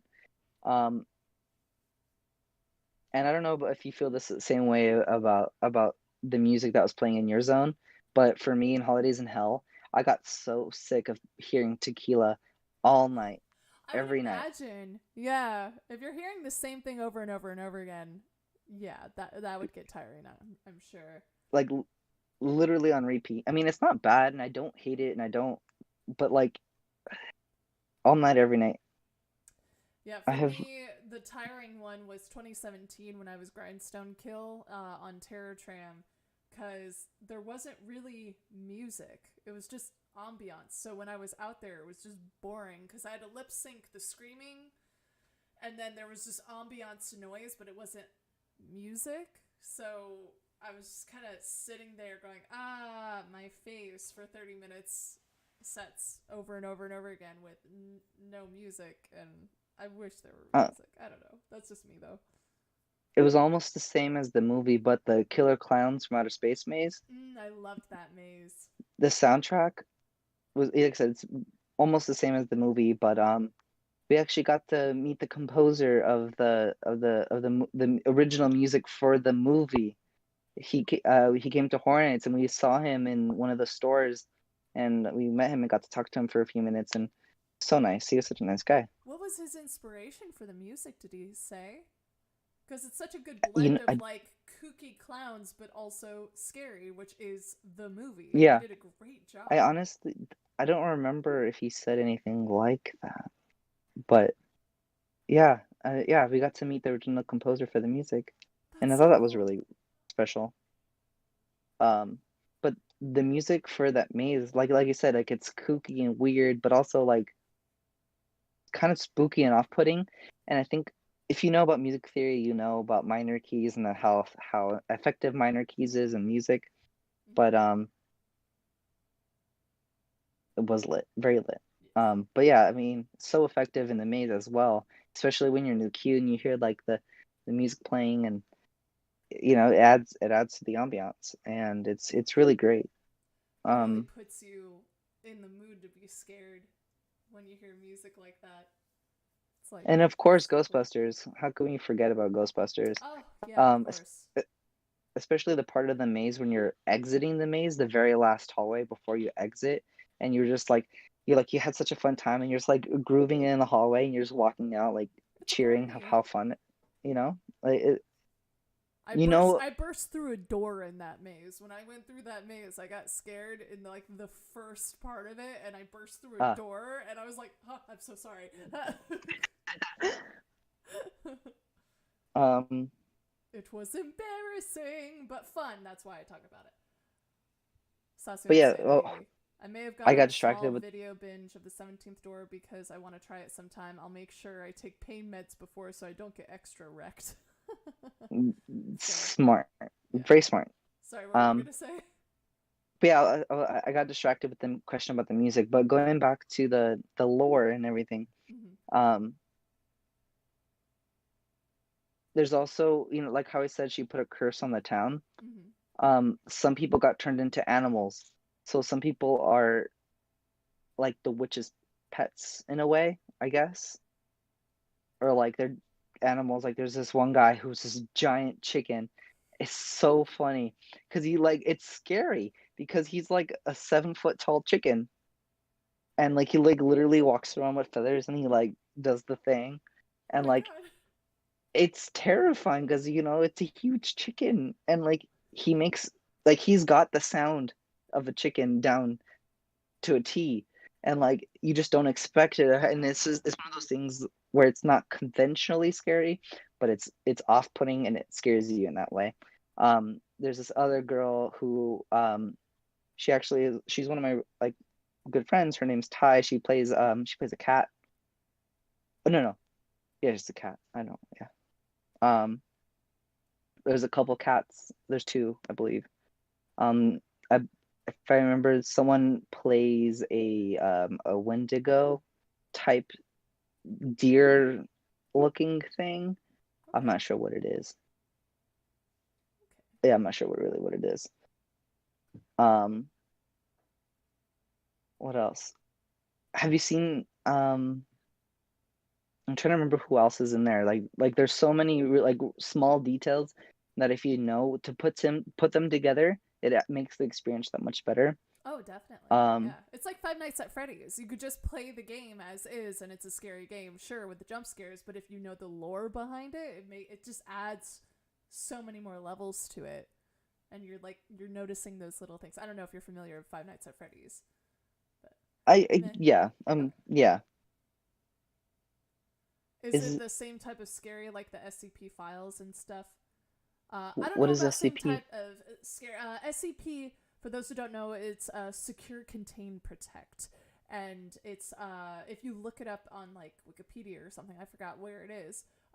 But basically, it's all these unusual things or people that have certain abilities where they need to be studied and contained and protected and make sure that they're not harming anybody. So, for example, one could be as innocent as like a cake that has to be eaten every day, otherwise, it will double every day it's not eaten, and it will just exponentially get bigger, bigger, and bigger until it takes over the world. So, like, someone has to contain it and take turns like eating it to make sure it's eaten every day.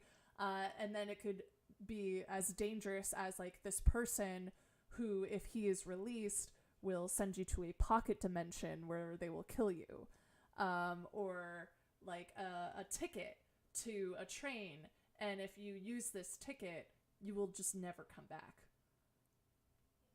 Like those mysterious things, or like kind of like a weeping angel doll. Like there's this doll where if you close your eyes, it will attack you and snap your neck and kill you. Even if you blink, like if you blink, it'll move closer, but if you, as long as you stare at it, it won't move. So, Got it. so they have to have people like watching it constantly. So that's SCP, and then there's a video game called SCP Containment Breach, and I think that's what Texan is talking about. And yeah, to a degree, like if you in the game, it's kind of different because it's like, yeah, in the game, if you know the things, you know how to handle them better, and it does add another layer. But I wouldn't call that necessarily lore, because that is what the game is based off of, are these files, right? What we're talking about is like, it can stand on its own alone. You don't need to know lore behind it, but if you do know the lore behind it, it adds a whole other level. That's the difference in my head, but it is very similar, yes. Mm. So I hope that But explained yeah, that. but yeah. I think that's I want to look into the been going. lore more. I definitely want to look up those things because that's so fascinating now. Because thinking back to going through it, I remember seeing some of those kind of characters, and it's like, oh, I didn't realize I thought they were just like random creepy people running around, but no, there's story behind it, and that makes it so much cooler. And now I Mm-hmm. want to go through and test them too. Be like, what's your character backstory? Like, I'm not gonna be that jerk, but it is interesting. Um, but yeah, I mean, The witch's lore is fantastic. The lore seeps into the mazes as well. Cool. I want to go through again. I'm really glad I took um, last year off so that I can go through and experience another haunt, or a haunt in general in LA. But that was fun. So yeah, But I yeah, think I think that's about it. cool. All right. Yeah. Well, don't go anywhere, Matt. I will give you a more proper goodbye once I'm off the live stream, but I want to say thank you so much to everyone who is here in the live stream. Sasu and Cindy, I think Great America brought the witch over when it was bought by Cedar Fair, who owns Knott's. They brought a lot over. Nice. I need to look into that too, because I used to. I went to Great America once for their haunt season. I don't remember it very well, but yeah. Anyway, time for my shameless plug. So I go live with Scareactors, and so that they could tell their Scareactor stories every Monday, Wednesday, Saturday, 8 p.m. Pacific Standard Time. So next time I go live with another Scareactor will be Saturday, so don't miss it. It'll be here on YouTube. Also, normally, yes, I go live Tuesdays on Twitch, and I do my Scareactor Plays Horror series. I've been playing a lot of Phasmophobia with my boyfriend and my friends. So be sure to subscribe there. And then, Fridays. So tomorrow, I typically go live on TikTok, 5 p.m., not 8 p.m., but 5 p.m. Pacific Standard Time. Haven't decided if I'll be able to go live tomorrow or not, because I am at the tail end of a move, and there's still a lot of stuff to do, so I might have to opt out of a live stream in favor of packing, but I'll let everyone know on my Instagram. So also follow me on Instagram. My Instagram stories are where you're going to get the most up-to-date updates on my live streams to know if I'm running into tech issues or if something is canceled or postponed or a different day. So be sure to follow me on all those things: Twitch, YouTube, Instagram, TikTok, if you are interested in this kind of content. So also follow Matt on Instagram and like his Danny Phantom cosplay. Dark Black Rain, I would play Phasma, but I don't have a PC. Haha. It's fun, and they're doing more updates, so hopefully you can get a PC and play along. That would be cool. But I understand why you can't, because that's expensive as hell. So Yeah. thank you all so much for joining. I hope you had fun, because we had fun. And I will see you, if not tomorrow, then Saturday for yet another Scareactor Stories interview. Thanks, everyone. Okay. Have a good night. Goodbye.